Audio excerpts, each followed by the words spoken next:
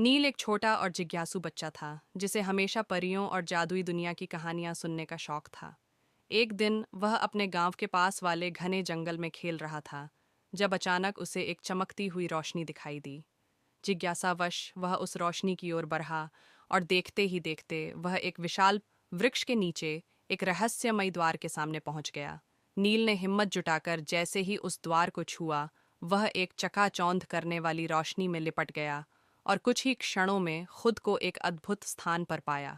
यह एक जादुई दुनिया थी जहां चारों ओर रंग बिरंगे फूल खिले थे, पेड़ सोने की तरह चमक रहे थे और आसमान में परियां उड़ रही थीं। नील आश्चर्य से इधर उधर देखने लगा। तभी एक सुंदर परी जिसका नाम रूहानी था उसके पास आई और मुस्कुराते हुए बोली, स्वागत है नील, तुम परीलोक में आ गए हो। नील ने विस्मय से पूछा, क्या सच में यह परियों की दुनिया है? रूहानी ने सिर हिलाया और उसे वहां की सैर कराने लगी।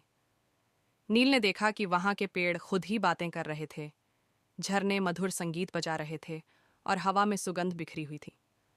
वहां के पक्षी इंद्रधनुषी रंगों के थे और वे मनुष्य की भाषा बोल सकते थे।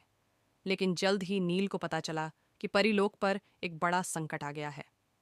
अंधकार के राजा कालसुर ने अपनी काली शक्ति से परीलोक की चमकती नदी को जहर से भर दिया था, जिससे परियों की शक्ति कमजोर हो रही थी। रूहानी और बाकी परियों ने नील से मदद मांगी। नील ने साहस दिखाते हुए परीलोक की जादुई किताब से एक मंत्र खोजा जिससे नदी को शुद्ध किया जा सकता था, लेकिन इसके लिए उसे कालसुर के किले तक जाना था। नील हिम्मत जुटाकर जादुई ढाल और परिलोक की शक्ति से भरे हुए क्रिस्टल के साथ कालसुर के किले की ओर बढ़ा।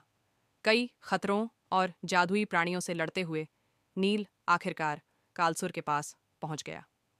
उसने परियों के दिए मंत्र का उच्चारण किया, जिससे एक तेज रोशनी निकली और कालसुर की बुरी शक्तियां नष्ट हो गईं।